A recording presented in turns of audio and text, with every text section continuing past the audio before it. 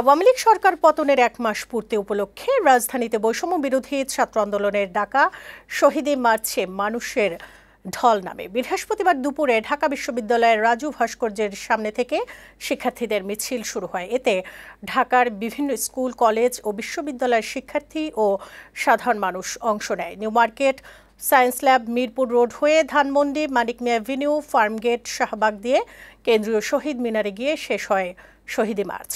সাজ্জাদুর রহমান ও পিয়াস মাহমুদকে সাথে নিয়ে বিস্তারিত জানাচ্ছেন ফাহিম মুনায়েম। ছাত্র জনতার অভ্যুত্থানে আওয়ামী লীগ সরকারের পতনের 1 মাস পূর্তি ও আন্দোলনে শহীদদের স্মরণে শহীদী মার্চ কর্মসূচি পালন করেছে বৈষম্য বিরোধী ছাত্র আন্দোলন। বৃহস্পতিবার বিকেল ৩টার নির্ধারিত কর্মসূচির অনেক আগেই ঢাকা বিশ্ববিদ্যালয়ের সন্ত্রাস বিরোধী রাজু ভাস্কর্যের সামনে জড়ো হতে থাকেন শিক্ষার্থী ও সাধারণ মানুষ। বিভিন্ন স্কুল, কলেজ, মাদ্রাসা, কারিগরি শিক্ষা প্রতিষ্ঠান ও বিশ্ববিদ্যালয়ের শিক্ষার্থীরা মিছিল নিয়ে আসেন সেখানে। শহীদী মার্চে অংশগ্রহণকারীদের হাতে ছিল জাতীয় পতাকা, জুলাই আগস্টের নানা ঘটনার দৃশ্য সম্বলিত ছবি, ব্যানার ও প্লেকার্ড। তাদের সাথে যোগ দেয় ঢাকার বিভিন্ন এলাকার হাজার হাজার সাধারণ মানুষ। ছাত্র জনতার মিছিলে স্লোগানে মুখরিত হয়ে ওঠে রাজধানী।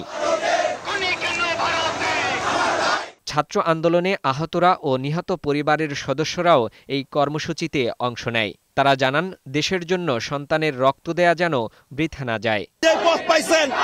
তারা যাতে সুষ্ঠু তদন্ত করে এই শহীদ পরিবার পাশে দাঁড়ায়। ঢাকা মেডিকেলে আসার পরে ওরা অপারেশন থিয়েটারে আমাকে ট্রিটমেন্ট শুরু করার পরে তারা যখন বুলেট বের করে হাতে নিয়ে দেখে এই বুলেট তো বাংলাদেশের বুলেট না।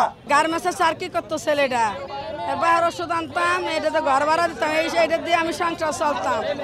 ছেলে নাই, আমি চলতে পারি না। যারা আমার একমাত্র ছেলে থেকে যারা আমাকে পিতৃহারা করেছে, আমি তাদের বর্তমান সরকারের কাছে তাদের দৃষ্টান্তমূলক শাস্তির দাবি জানাই।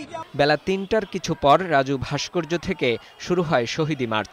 এ সময় দেশ নিয়ে সব ষড়যন্ত্র রুখে দেওয়ার প্রত্যয় জানান শিক্ষার্থীরা। আমরা চাই একটা দুর্নীতিমুক্ত, ঘুষমুক্ত একটা স্বাধীন বাংলাদেশ, যেখানে সবাই নিজের মতো করে তার স্বপ্নটাকে পূরণ করতে পারবে। শিক্ষাক্ষেত্রটা যাতে উন্নত হয়, আমাদের শিক্ষাক্ষেত্রে যেই ধরনের সমস্যাগুলো আছে সেগুলো যাতে সমাধান করা হয়।